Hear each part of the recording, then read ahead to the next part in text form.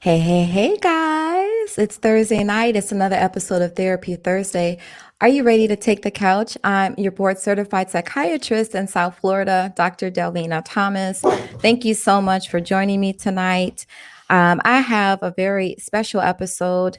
2021 is going to be our year. Every year is our year, but every year we should grow and we should elevate and we should level up. In 2021, I'll be bringing you more shows about how to live more healthy. I talk about that all the time, anyhow, but I also include things about relationships and sex. And so, but this year I'm talking everything mental health and wellness. And tonight's first show is about addiction. It's called Use Disorders. Now we have new criteria, new diagnoses for certain disorders in mental health and wellness. And tonight I'm talking alcohol use disorder with a special guest by the name of Mr. Richard Johnson. Just to share a few things with you guys, African Americans represent 14.2% of the total population in America. However, when we look at the impact addiction and substance use disorder has on the Black community in America, it is startling. According to statistics related solely to alcohol, African Americans tend to drink less, start drinking at a later age, and abuse or misuse alcohol less frequently than other races. However, according to the American Psychological Association, African Americans suffer more negative consequences as a result of abusing or misusing alcohol. Some of these consequences can be illness, increased injuries, and negative social consequences. So, guys, listen, let's start with just some information, a few facts before I bring Mr. Johnson on the screen. Substance use, mental health, and healthcare for people of color. That's what we're talking tonight. Thank you for joining me on the couch. Let's start with some of the reasons behind substance use disorders. If you listen to my podcast, the Brain Love Podcast, it's every Sunday night. It began in May. A new episode drops every Sunday night at 8 p.m. This past Sunday, I interviewed Brandon Chastain, who he was very transparent about his challenges with opiate use disorder. Tonight, again, we're talking about alcoholism. Substance use disorders are highly comorbid with mood-related psychopathology. And what we mean by that is illnesses like depression and bipolar. Folks who suffer from those things oftentimes will self-medicate with a substance. Exposure to traumatic experiences are highly correlated with substance use disorders. I've mentioned this to you before. I think post-traumatic stress disorder is underdiagnosed in the Black community. We know that trauma for Black Americans can occur in 4 primary categories, that being personal, so what you directly experienced in a trauma; vicarious, meaning living through someone else's trauma, which is what occurred when George Floyd was murdered on screen; transgenerational; and historical, that has to deal with family traumas. And also, many Black Americans, we experience all 4 types of these traumas. We can experience all 4 types at some point in our lives. Trauma and substance use. We know that repeated traumatic experiences can lead to things like sadness, depression, nervousness or anxiety, mistrust, physical health problems, which you'll hear about tonight when Mr. Johnson tells his story, feeling helpless or hopeless, also feeling suicidal, issues in relationship problems, academic and occupational problems. And again, people will try to cope through substance use. We have stressors in the Black community. I like to look at these this way. There's 4 main types or 4 most prevalent stressors, that being racism, discrimination, violence, and poverty. So I'm glad you guys are joining me tonight, you guys. We're going to have a great engaging conversation about alcoholism. If you're not already subscribing to me on YouTube, please subscribe. Follow me on YouTube, Dr. Delvina Thomas. And now, are you ready, guys? Clap it up for Mr. Richard Johnson, please. What's Hey, happening? Rich. What's going on? How Hey. are you? I appreciate you having me. And I appreciate you being here and sharing your story. This is going to help so many people, man. Just, I hope so. yes, I know it is. I'm claiming it. I'm putting that in the universe. So, Beautiful. Beautiful. welcome. And thank you Thank for you. joining me on the couch. Absolutely. I'm glad to be here. So let's go ahead. Let's dive right into this. Mr. Johnson, you stated that you dealt with alcoholism for about 9 years, almost a decade. And this Correct. was after not drinking until you were 34 years old. Yep.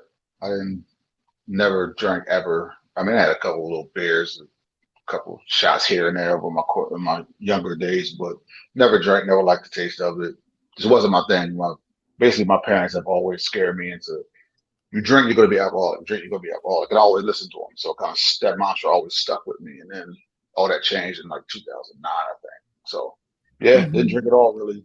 Boom, got me within a year, done. Wow. So, so how old were you when you had your very first drink? You know, snuck that drink in a parent's house or went to a party and had a drink. How old were you when you had your first beer, Oh man, glass of I think that wine, shot of liquor? I think that was like 85 at the car wash. My man's uncle Vance, rest in peace. He gave me like my first little taste of probably like some cheap ass Michelob or something back in like 84, 85, and I was in like fifth grade or something. But it was disgusting, so I really wasn't into it. So I guess that would technically be my Yeah. first. Okay. So you had your first little taste of some alcohol. You were, you said in 10th grade or so? I'm sorry, Now fifth grade or so you said? fifth grade, Yeah. like about 85, 86, something like that. Okay. And then so I'm going to make the assumption, we know making assumptions they're not healthy, but based on what you're telling me in junior high school, you weren't drinking alcohol. You weren't in 6th Hell, grade, 7th grade, 8th grade drinking. hell no, Okay. absolutely not. No, All right. wouldn't even think of it. Gotcha. And in high school? Nope. Okay. Now, College, nope. and since we're here, since we're talking about childhood, let's just get that out the way right now. Were you an only child or did you grow up with brothers and sisters? Only child by my mother and father. My father has two other children, three if you Oh, count them my adopted uncle. But yeah, two other biological children and me. But I was the only one between my mother and father, okay. Were and you I the grew up only that way. one? Gotcha. Okay, so you were the only one in the household with your parents. Yes. Yep. Hmm. And how would you describe your childhood? Awesome. It was a beautiful childhood. No complaints. Okay. All right. So, guys, we're going to basically expel the notion of any abuse, right? Because Mr. Johnson is telling us right here, right now, that his childhood was beautiful, it was great. Um, no psychological, no emotional, verbal, physical, sexual abuse growing up. No, none. All righty. Okay, guys. And I wanted to emphasize that because oftentimes folks will, we know in certain scenarios we have to tie certain things together. And as I stated during that quick little slideshow, traumas have been associated with use disorders, with abusing substances. And so we know that wasn't an issue for you. That's not a factor in this case. Mm-mm. So you graduate high school, you go on to do some college or whatever you're doing after high school. Yeah. When did you start drinking on a regular basis? 2009. We went to Puerto Rico. Me and she's now my ex-wife. We went to Puerto Rico in 2009, and pretty much got drunk every night we were there. Came back, never stopped.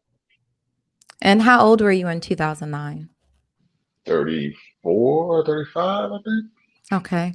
Okay. And I also want to check the box in another area. Guys, let's talk genetics really quickly. You said your mom and dad would scare you away from drinking alcohol because they told you you would become an alcoholic. Correct. Did you ever ask them, do we have alcoholics in the family or is alcoholism a problem in our family? Grandmothers. My father's mother was a really bad alcoholic. So he Okay. saw it firsthand because he split time between Maryland and New York. So he lived in New York with his mom during the week, came home with us on the weekends, and he lived with that for decades. Mhm. So Mhm. she was a raging alcoholic. Okay. And so there aren't any traumas from the childhood. However, there is a yes here to genetics, to a family history of alcoholism. So, a family history of alcoholism can be a risk factor for someone developing any sort of use disorder, not just alcohol use disorder.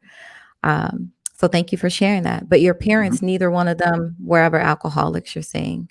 Nah, no, I've never Okay. seen either one of them drink even so much as a beer in my entire life. And they're both still alive. Gotcha. Gotcha. So you're 34, you go to Puerto Rico with your wife, with the lady who was your wife at the time, and you guys are vacationing, you're partying. You know, most people do that when they go on vacation, they go out of the country, go out of Mm-hmm. town or something like that. You're drinking every day, and you said you were drunk every day of the trip. Mm-hmm. Yep. And when you said you got back home and you continued the same trend. Exactly. Yep. It's really as simple as that. It was nothing. I drank because I loved it. I just Okay. started then, kept it right, and just never stopped. Can you recall prior to that Puerto Rico trip how frequently you were drinking alcohol? Like, were you drinking just on the weekends? Were you drinking Mm, every night? none, zero. Wow. I didn't drink at all. So I mean, no, not even an occasional party. Didn't even drink then. I just nothing until we went there, Mhm. and Mhm. that was it. That was a wrap. So, you come back from Puerto Rico and you start drinking every day? Let's see. Yep, I remember the day I got back. Went right over to a liquor store. We lived in Abingdon, cop a Mhm. little something. Started drinking that day. I think then it was maybe every other day. Gotcha. Yeah, it was every other day then, and that quickly progressed to daily. How long did it take to change to becoming a daily activity for No, you? weeks, maybe a month and a half, 2 months, maybe. Mhm. Do you recall how much you were drinking at the time when it was a Th- everyday thing? Then just a half pint, maybe. It's a little $5 little half pint. Mhm. I mean, I follow the basic ABCs of all alcoholics. If that makes sense. There's a checklist, and I pretty much ticked every box. So we'll start off small and Mhm. expensive, like Ciroc. You know what I'm saying? When that was coming out, that was just popping. So I was buying that. Then I got too expensive. So to answer your question, just a half pint a day, and then it quickly progressed. Mhm. So after a few weeks, you said that you began drinking every day. You're drinking Yeah. about half a pint. At what point did you develop tolerance? That's when you realize the amount that you typically drink is no longer satisfying or producing that high or that feel good sensation or that euphoria for you. When did you have to increase the amount you were drinking? About 2 months. Okay. About 2 months. Do you remember what was happening at the time? Were you feeling lonely? Were you sad about anything? Was anything Mm-mm. disappointing you? Was anything unright in your life or not right in No, your life at the time? everything was beautiful. Just had a baby girl. Had a great job. Just got a nice little house up out the way. A couple real nice cars, making good Mhm. money. Literally nothing was going on in my life. Okay. That was anything negative that could possibly be some kind of factor in making me drink more. I just enjoyed it. Everything was Mm. fine. Gotcha. So you like the way it tastes.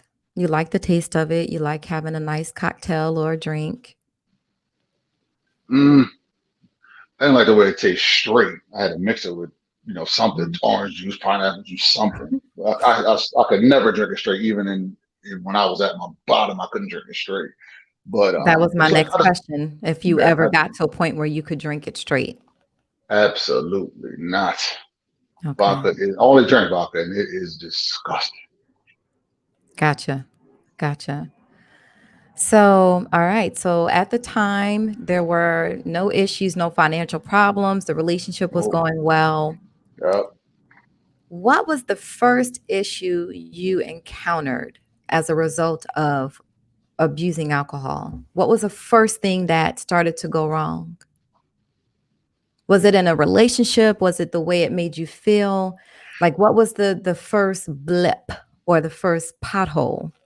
Because as of right now, Hmm. you're 34, 35, you've been drinking for about a year every day. You financially, things are in order. The relationship is great. You just had your baby girl. Uh, I guess the first. Or let me interject this. Or did things just keep going well? And so it's like, okay, there's no problem here. I'm good. And so you were functioning, and so you just Yes, continued to drink, and then eventually you landed in a cycle of yes, that's a better route. situations. Yes, that's a better Okay. route to take as far as questioning goes. That's a much better route to take because I mean Okay. um, I realized that I couldn't stop maybe 4 or 5 months in, but I was still had my job, still had everything. That Mhm. quickly all dissipated though. Quickly, what do you mean? Take us there. Take us to that story. How long did it Well, take for those things to um, change? probably a year. I lost everything: job, house, cars, family, everything gone. 1 year. Was that 1 year, as a Prior to result of that, drinking alcohol? yep. By the time I What got back in 2009, by 2010, it was all gone. so what happened? Is it that you were waking up late for work because of drinking the night before? Were you calling out from work because of drinking the night before? Nope, none of that. It's an interesting story, and I'll tell it. Yeah, I was a safety manager at a distribution center. I was making really good money, excellent money, great job, but no problems. So basically, I lost that job indirectly, I think, because of drinking. Because I was at that point, I was spending all my money on alcohol. So I would go through the. This is funny. I would go through the lunch line, right? And Mhm. they at the time they didn't have a credit card machine, so you had to go to the ATM and get cash out. So sometimes I would like, all right, well, I'll just give it to you. You know what I'm saying? Before I leave, and I go to ATM. But sometimes I wouldn't do that.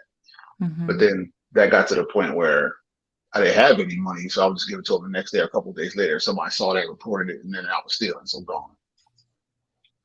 So indirectly, I was spending all my money on alcohol and not.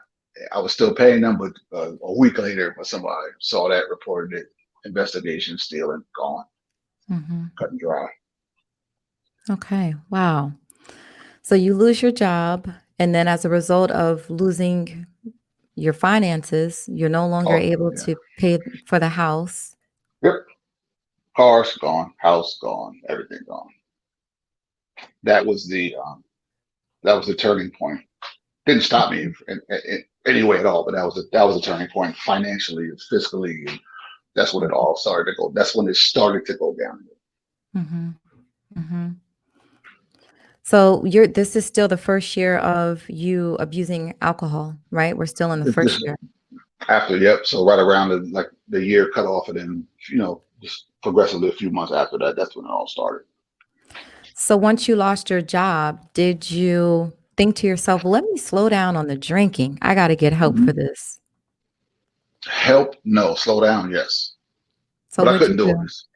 None, nothing at all. Just kept drinking more and more. So I went even deeper down the rabbit hole. And how did you go deeper? Is it that you didn't find a job and you were just focused on drinking? Or did you go find a job, another job, and you were just still drinking? And tell us about that part. Let's see. That part was I was unemployed for. I don't know how long I was unemployed for. But I was unemployed collecting unemployment, but I was still. By that time, I was drinking in the mornings. So I was morning drinking, afternoon drinking, evening drinking. So I would drink all day. Um, and I would just get my little unemployment money. And then we lost the house, so I had to move my kids and uh, my ex. My, I had to move the kids and Tiffany back into my parents' house, which is only supposed to be for I don't know a few months. It ended up lasting like 4 years. Mm, So I went from it was bad like every day, and it got worse from there. okay. Tell us about that. Let's see. Ooh, I got so many stories. Um, After that, then we moved to Edgewood, and by that time I was full blown. I did get another job working for Wegmans, which is a great place to work.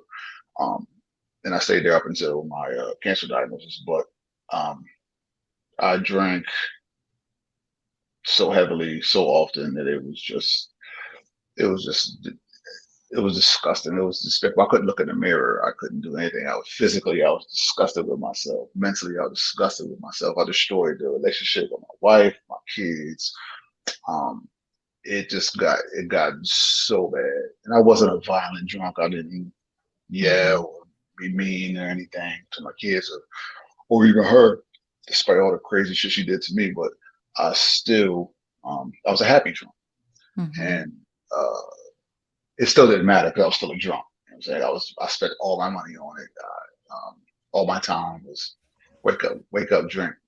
8 o'clock Mhm. in the morning, wait for the liquor store to open, sleep, go back again, go back again. It was just a never ending cycle of madness for years. Mhm. Tell me if this sounds like you. Say yes. I'm going to read to you a statement, and you say yes if this was true for you during your addiction. Alcohol was taken in larger amounts over a longer period than was intended. Yes, There was a persistent desire or unsuccessful efforts to cut down or control your alcohol use. yes. A great deal of time was spent in activities necessary to obtain alcohol, use alcohol, or recover from its effects. One more time on that one. A great deal of time was spent in activities necessary to obtain alcohol. Yes, Craving or strong desire or urge to use alcohol. yep, Recurrent alcohol use resulting in a failure to fulfill major role obligations at work, school, or at home. yep.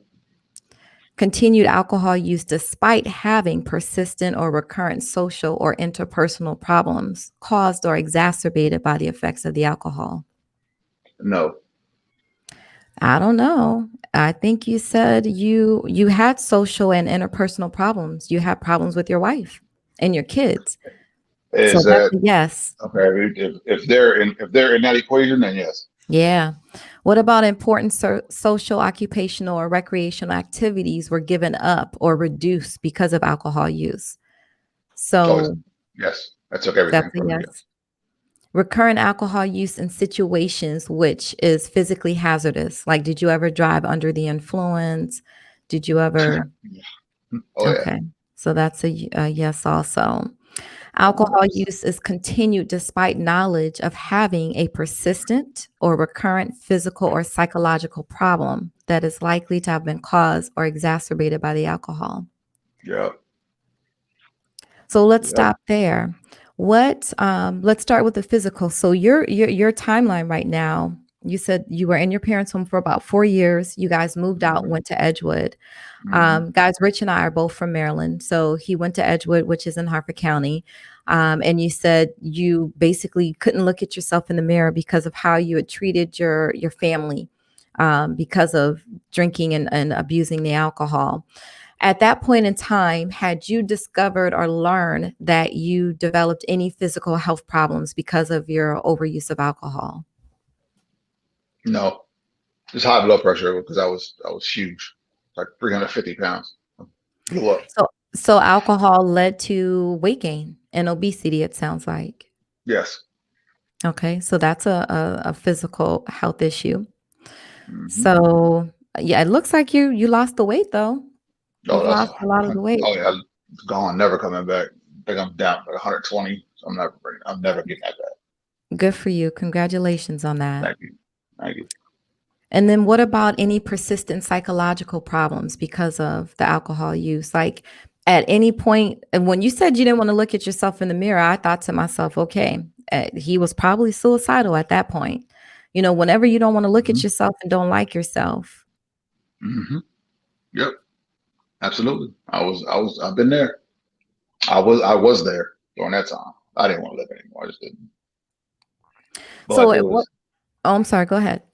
I said the looking in the mirror part of it would, it to me, not maybe not understanding the underlying mental health uh, Yeah. aspects of that. It was just I didn't like my physical appearance, but Hmm. obviously it could have been something much deeper than just that, which it Hmm. probably was. Yeah. Well, at some point, alcohol is a depressant. So alcohol can cause depression. Its But overuse can lead to sadness. And actually, Listen, for folks listening or watching, it doesn't take using alcohol for years for it to make you feel sad or melancholic or blue. Some Nope. folks, after one drink, it makes Yeah. them feel low and sad and blue and melancholic, and they never pick up another drink again. So it can cause that in the early and the beginning of trying alcohol, and also just continuously using as well. So you Yeah. shared with me previously that you experienced sadness, depression, anxiety, or hmm nervousness and suicidal thoughts. hmm At, at one point, I guess when you were in the throes of the alcoholism, maybe you didn't realize that this is what you were feeling. When you look back on it, when do you think those things started to occur? At what point in the addiction? You said you spent 9 years battling alcoholism.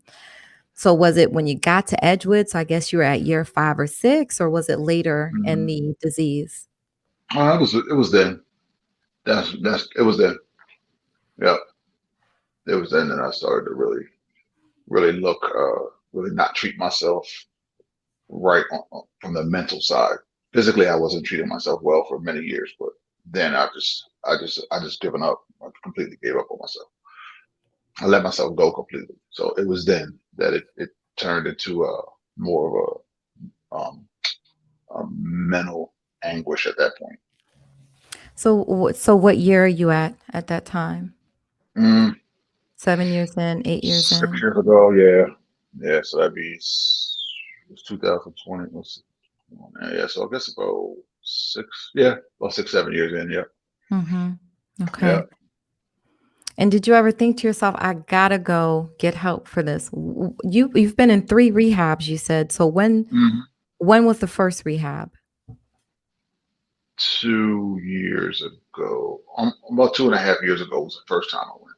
They were in succession, so they were really close to each other. So I think Okay. the first time I went in was about a year and 2 years, about 2.5 years ago. It's the first time I went in.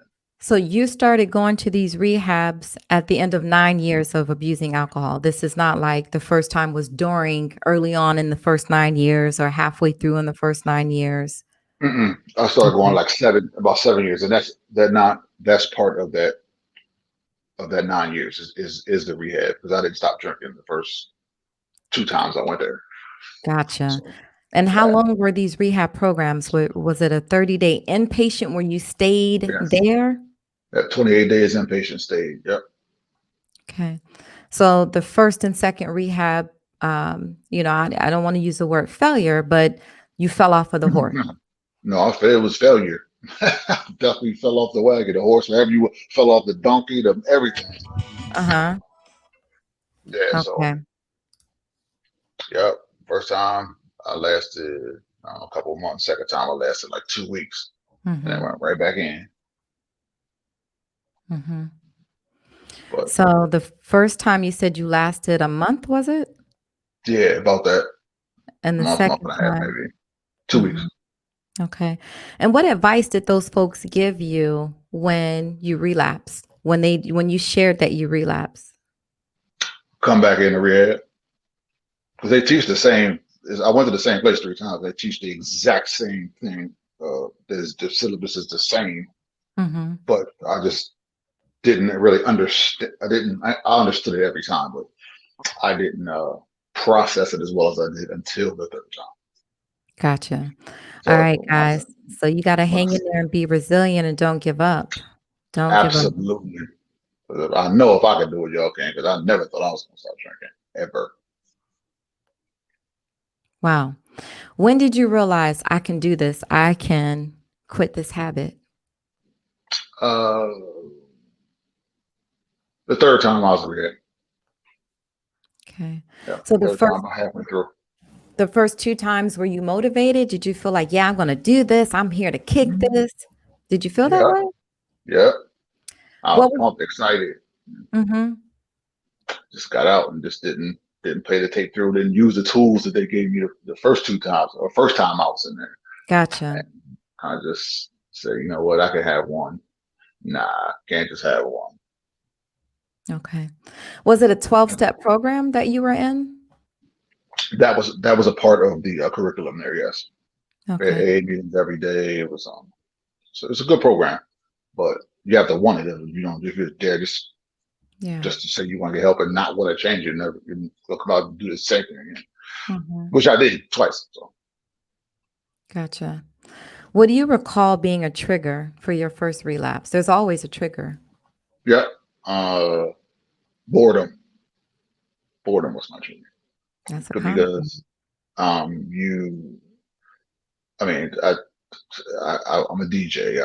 I'm a director. I'm a writer. I produce. I make music. I do it all. I'm good at. I'm Lulu at so much stuff, and it took everything from me. I lost my DJ equipment. I lost my film equipment. I lost my desire to do anything. Alcohol snatched all of it, so I had nothing to do but sit there alone and drink, and that was my trigger, was boredom.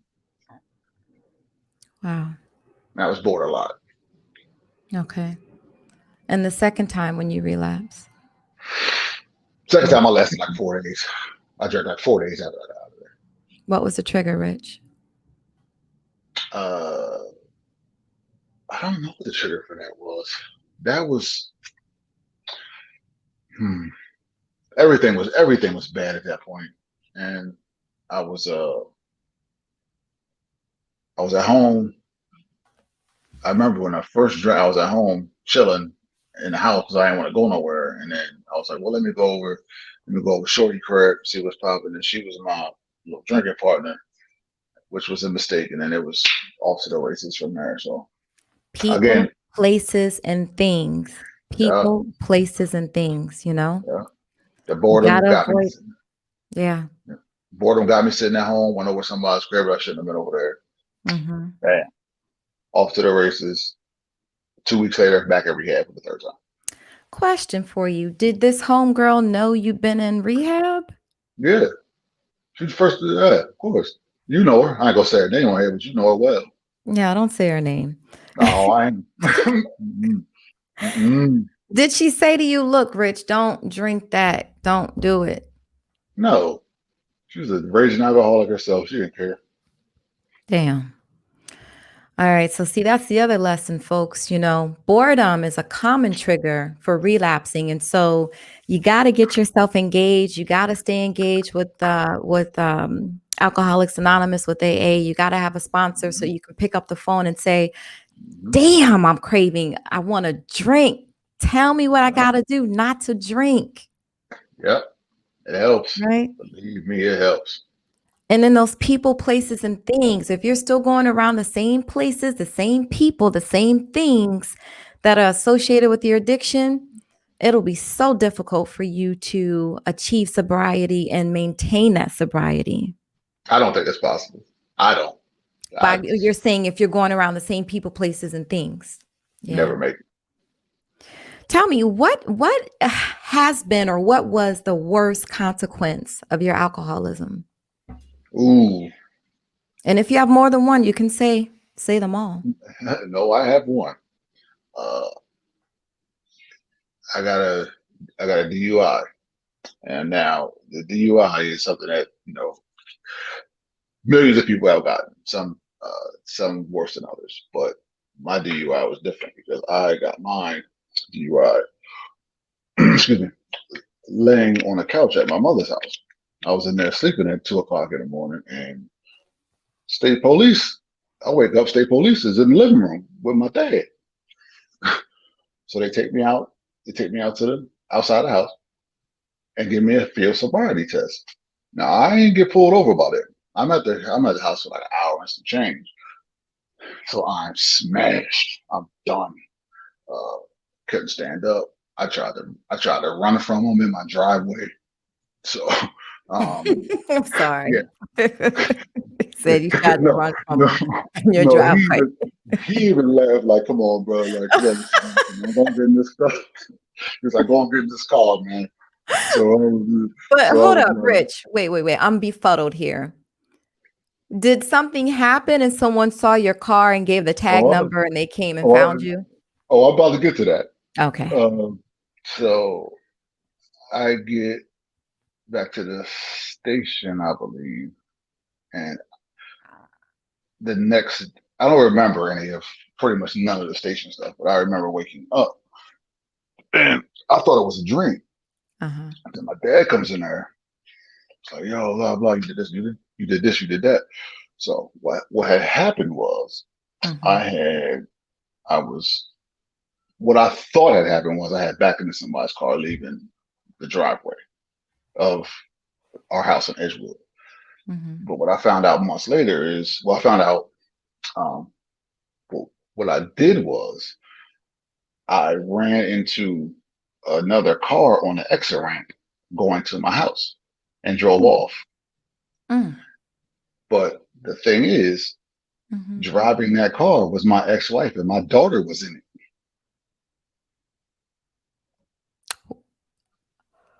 Whoa, just caught what you said. The car Yeah, you hit on the exit ramp was your ex-wife and your daughter was in the car. yeah. Damn. Was And she that called. after the second stint in rehab or that was That was right before that same day after that, I went back into rehab for the third time? for the third time. Yeah. So inside your head, you said, I cannot. I almost killed my ex-wife and my daughter. I could have killed them. I could have, yeah, it could have been worse than it was.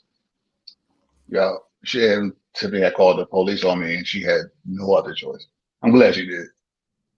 Yeah. Yeah, Shout out to your yeah, ex-wife, man, to yeah. help get you back on that path. Yeah. That's about the only thing she did, but she did that. We're not gonna do that on here. No, we ain't. That's a whole different podcast. Please call Okay. me on that one. Please, I'm ready. But no, Oh, it's cool. No, okay. yeah, absolutely. But it's What should cool. we call that episode? Oh God, I don't even. Oh, so many things want to come out of my mouth right now, but I won't say. But Okay. relation, spousal madness, relationship crazy, all that. Mm. Is this your relationship from high school? This is No, someone oh, okay, this is someone after high school.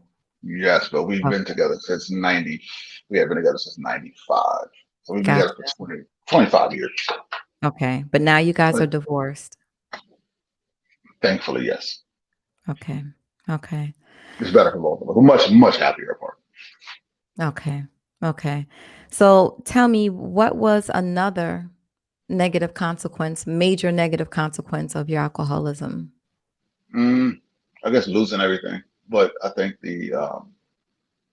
aside from the material objects that I lost, I would say that um, mm, losing my self-esteem and self-respect was Mm, probably the hardest for me to deal with because I had just given up on myself. I didn't care.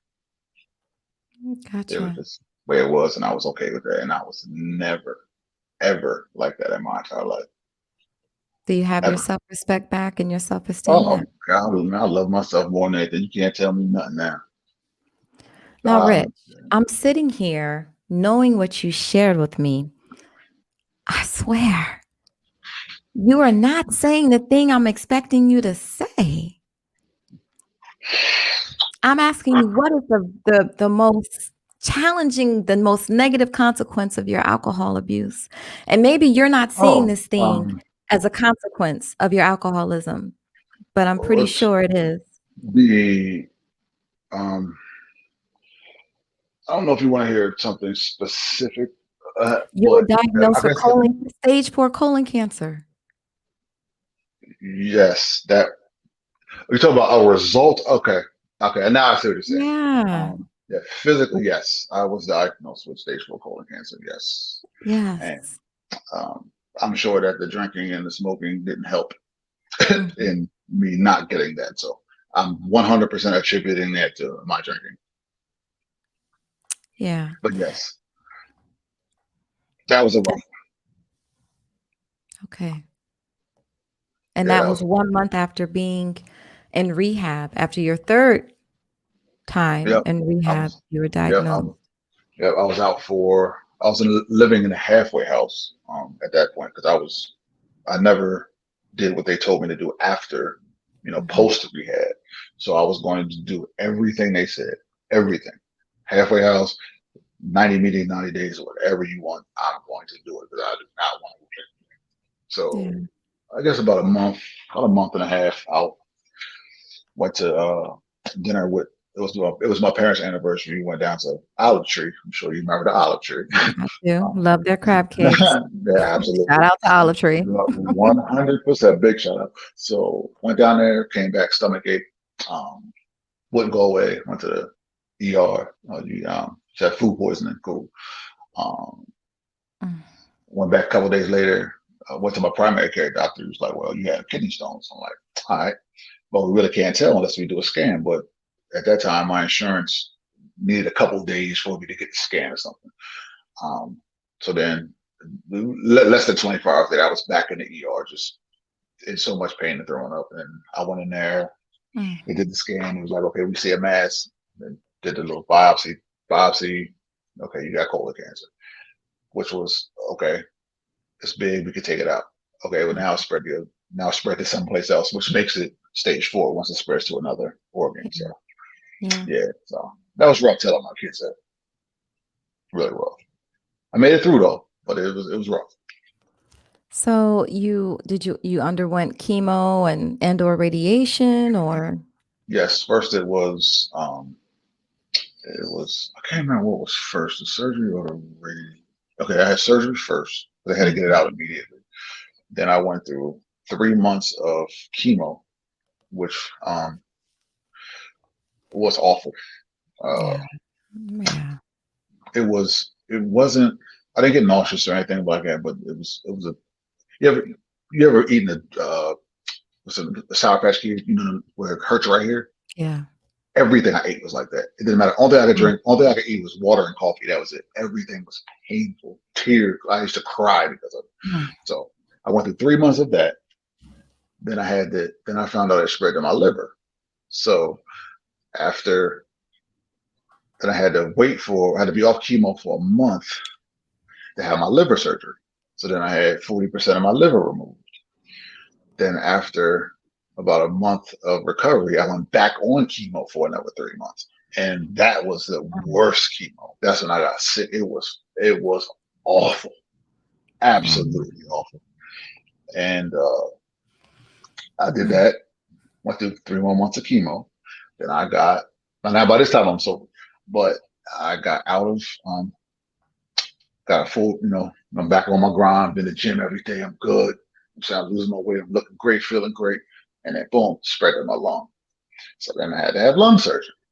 So they cut the Mm. spots out of my lungs. So then I'm down for another like 3 months. So it was just one thing after another after another. Wow. Yeah, it just won't go away. And But I'm so good now. when was the last surgery? 2 months ago. Oh, so recent. Yeah, it was just I literally just started being able to work out again 3 weeks ago. And Whoa. yeah, but what I tried to do was anything I could do to avoid chemo is the route I wanted to take. I could have got that done at radiation and been done in 4 days, but it could have came back. So I elected to have the surgery. Yeah. Anything I have to do to bypass chemo, I'm going to do it unless I have to, then I'll do it. But So this third go round with the lung, you didn't do any chemo. You just had the surgery to yes, excise it, to cut it out, and no chemo. yes. Did Now your chemo, oncologist recommend you have chemo? no. Okay. His recommendation was you have two options to get because the spots on my lung were really small, so they weren't Mhm. it wasn't like crazy or nothing there. They're really small, a couple of I think it's judged by centimeters or millimeters. I can't remember, but they Mhm. were really tiny. So he said you can have it's up to you to have radiation done in 4 days, outpatient. You come in for an hour, you leave, you can go on about your normal life. But the possibility it can come back later was like 7%. So if you go to surgery, the possibility of coming back is like 2% or 1%. So I was like, well, I'll just have the surgery, be down for 3 weeks, and uh, come back. So that's what I did. And that 3 weeks sucked. It sucked. It was bad because I was alone. You know what I'm saying? Like, me and Tiffany hadn't been together for years, but I just I was in a mental. Yeah. Um, I'm a man, so you know how we get sick, we turn into babies, and I'm one of them. and Mhm. it was very hard on me mentally to go through that again and not having someone there. But I got through it. Um, but I guess to bring it back full circle is that all of this happened because I started drinking alcohol, and I totally believe Yeah. that alcohol was the cause of all of it. Alcohol can definitely be a carcinogen. It can a cancer causing agent, Yeah, along with, I mean, shouldn't do you be. have any family history of cancer as well? No, nope, Yeah. But not along one. with the diet issues, because when folks are addicted to alcohol or abusing alcohol the way that you were, you don't think about eating healthy. You're eating a lot of fast food, a lot of processed foods. And sometimes you're just not eating at all. Your calories are the alcohol. That was me. It was the latter. I started off eating crazy because I love food. I'm a food snob. I cook. I can cook my ass off and cook it for years. Um, Mhm, and I love food. I love cooking it. I love talking about it. I love reading about it. And mhm. uh, eating like a dumbass for a long time. And then once the alcoholism got really bad, I didn't drink at all. Like, oh, I mean, I didn't eat it all. I just drank Yeah. all day. Mhm. That's all I did. Well, I'm pleased to hear that you're in recovery. You're sober from the Mhm. alcohol, Absolutely, and almost 2 years. yeah, congratulations. How many are you counting the days or counting the months or the Months. That years? month is why I'm 20. I will be 21 months on the 15th. My daughter's birthday.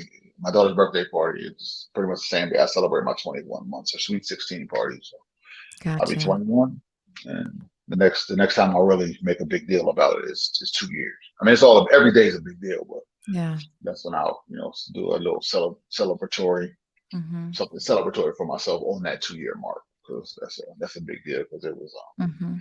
Mhm. there's so many stories. And listen, big ups to God, to the higher power, to the universe Oh, too for bringing you through. 100%, absolutely. Yeah, But I pray it every day, and it works. it does work. I pray, I Yeah. still pray every day. It works. I'm still here. I'm happy. I love myself. I'm the happiest I've been in decades, and it's a beautiful thing to just let it all go and Mhm. no more codependency, no more toxicity. Just Mhm.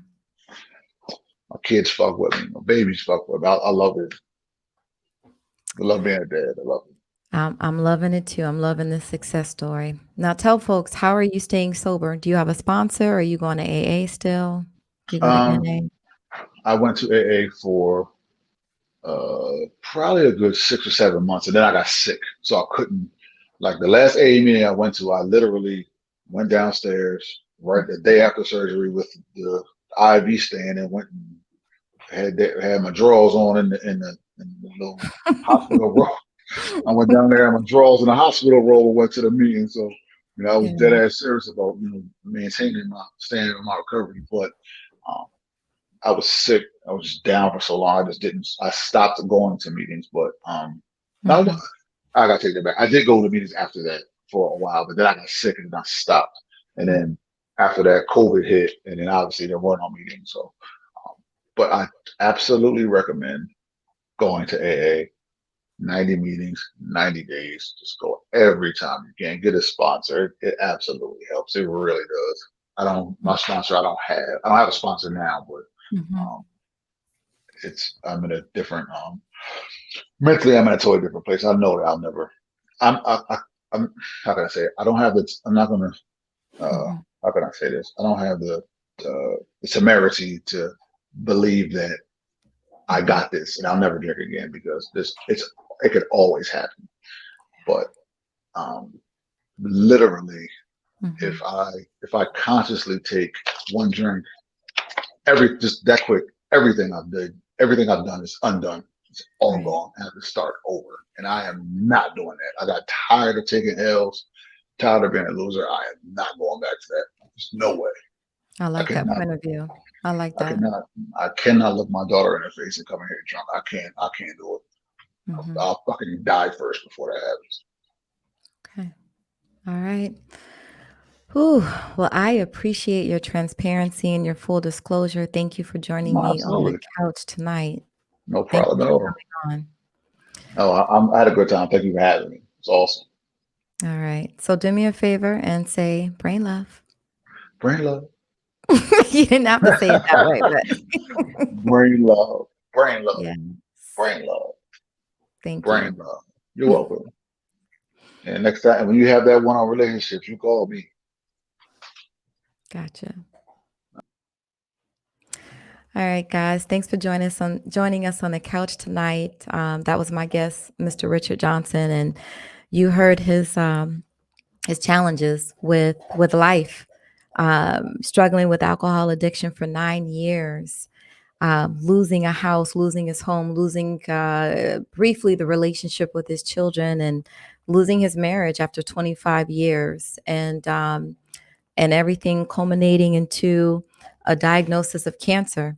Some months ago, he's had stage 4 colon cancer that metastasized to his liver, to his lungs, and he's had 3 surgeries. So, just when people share their stories like that, it's just so helpful, especially for those who may be struggling and going through the same things or some of the same things. So thanks for joining me. And if you are struggling, or if you know a family member or a friend who's struggling with addiction of any sort, it doesn't have to be alcoholism, please encourage them to visit the SAMHSA website. It's SAMHSA, which stands for Substance Abuse and Mental Health Services Administration.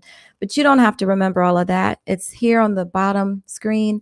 It's samhsa.gov.gov. You can also contact the National Helpline. It's a crisis hotline. It's 1-800-662-HELP, HELP 4357. This has been another episode of Therapy Thursday, guys. Please join me next Thursday night. I'll be talking to Dr. Sydney Coupe, an internist here in South Florida, and we're discussing the infamous COVID-19 vaccine. All right. I want to keep y'all informed. So once again, party, let's have some fun, y'all. Thanks for joining me on the couch. It's Dr. Delvina. Brain love.